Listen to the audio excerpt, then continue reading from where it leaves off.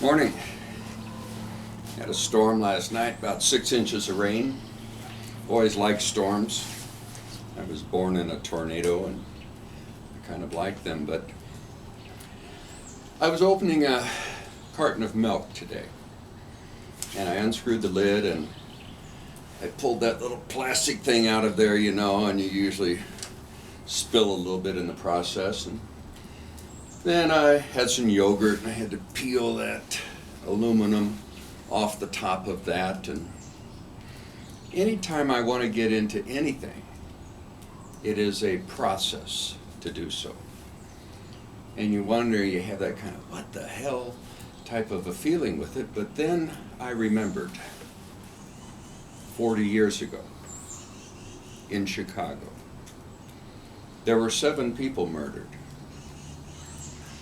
They were killed with cyanide. And the perpetrator took Tylenol capsules and opened them up and laced them with cyanide, and then went around to drugstores and just opened up a few bottles and dropped in those contaminated pills and went on his merry way. Well, 7 people got those, and totally random. They never caught the guy. They think that there was probably one intentional murder in the group, and the rest was just done to kind of disguise the other one. So from that point on, those 7 murders, our total packaging world changed. And all of those changes have compounded over the years until we have a very secure supply chain with everything on it and tamper-resistant products. And what the Tylenol cyanide thing did is it wasn't about Tylenol, of course, but it was about a societal vulnerability that we had created by prepackaging all of these things and not thinking about that little problem of somebody using it for a sinister means. So there was kind of a little bittersweet loss of innocence with that, but the packaging industry changed. Now we have COVID-19, and we haven't killed 7 people. We've killed hundreds of thousands of people. And although we are concentrating on the COVID right now, it's really not about COVID so much as it is about this new social vulnerability that we have, a societal global vulnerability we have, that it has brought to our attention in a graphic manner.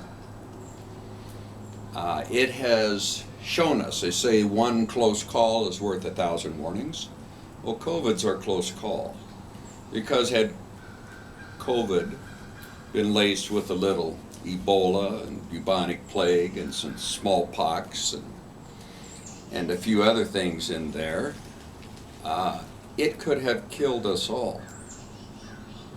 And the possibility still exists of something of that nature developing and killing us all. So we have now a new social norm. We have the packaging tamper-proof Tylenol bottles multiplied by 1,000,000.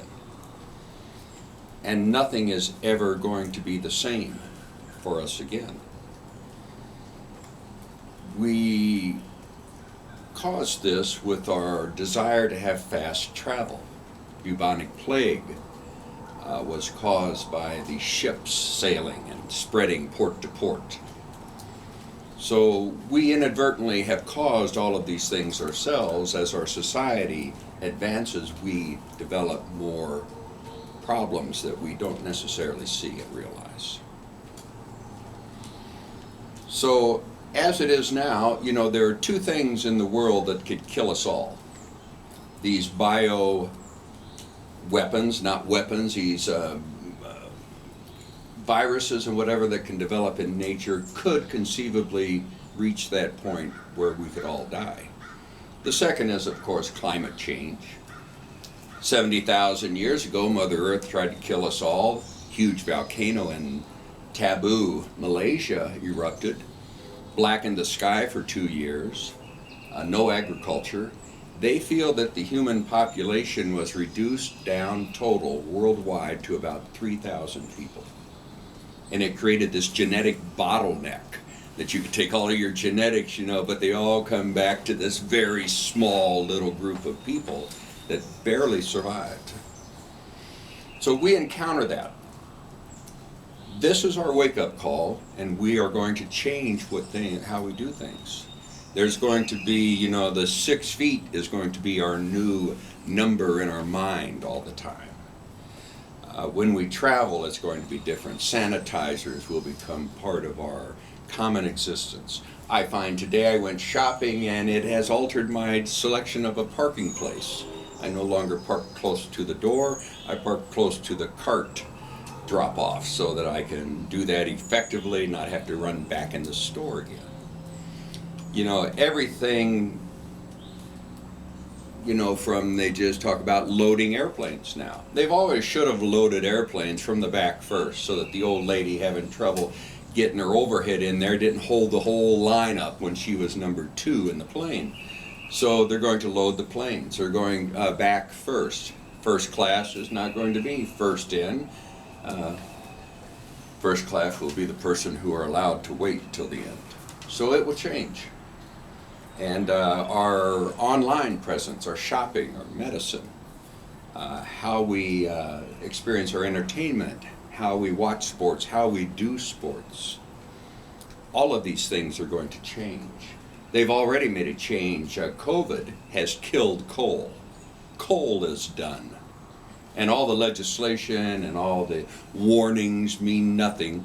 COVID, though, in a short couple months' time, has killed that.